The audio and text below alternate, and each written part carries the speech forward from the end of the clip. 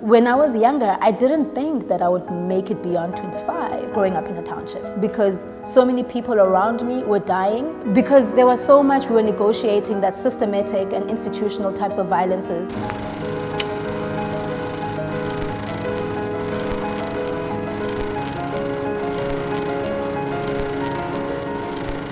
I grew up I'm from the township, full and full Kasi girl. When I started with poetry. That's my first love. I love writing. And then I got to a place where I wanted to say what I was saying in my poetry without actually saying the words or speaking. And I wanted to use my body more, so I started exploring performativity and how to use my body in relation to the spaces that I was moving around and objects that I was engaging with at the time. I was interested in, expanding my ideas. So some of my concepts felt too big for me as one person, and I was like, oh, it'd be nice if I were to invite other people to engage with these ideas.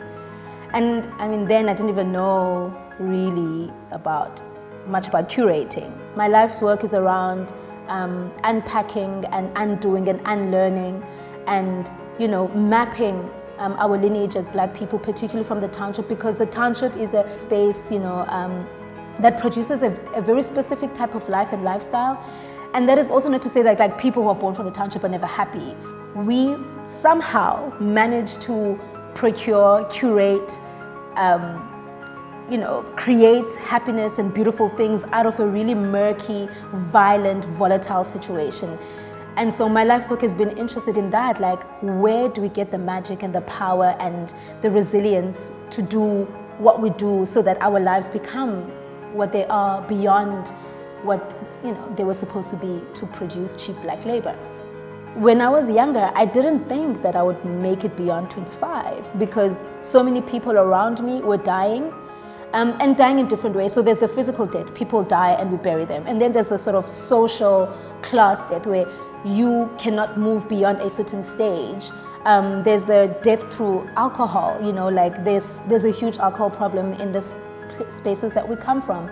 And so there are various forms of death that I thought would happen to me by the age of 25. And when I reached 25, I didn't know what to do with myself because I didn't have a plan. Like, I actually went back to varsity and studied sociology because I really wanted to understand my position as a person born in the township and what that actually means. I think, women and people and kids who grow up in the township or in the Cape Flats, there's a spectrum. We exist in a beautiful spectrum. There isn't a single image of an authentic, person that comes from these spaces. One has to create their own space and carve out your own space. That there isn't actually a space for Black queer women. That when you're Black and you're a woman and you're queer, the world treats you in a particular way. The world is anti-Black, the world is anti-woman, it's anti-queer. So being all those three things meant that I had to figure out a language on how to position myself and carve out spaces. There is something that happens when you radically love yourself. There's a shift in how you engage with the world and how you perceive the world and how you position yourself in the world. And you're able to say, no, I will not accept this more quicker. You're able to have and find the voice and the way to speak to injustices that are historical, that are now, and that you can foresee in the future. You're able to see yourself fully and your people from an ancestral line to now. You're able to say, I need to care for myself in the way that I need to, and this system continues to kill me, so I need to figure out a way to make a system, to make a space to open the system up. Because, I radically love myself, and for that to happen, I need to do certain things. You can't go on all the time being whatever's necessary. You've got to have some conviction, and I'm convinced I don't want to be anyone's underdog. It's not right for anyone to be that.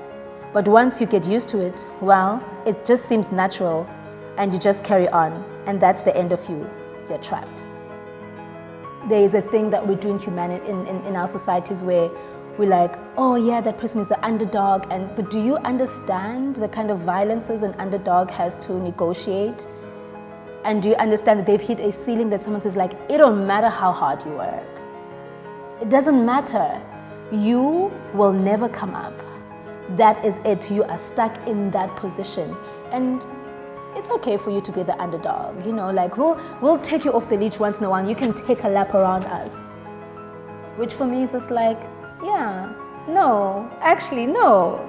You know, I have the right to determine who I want to be in this world and how I want to be treated.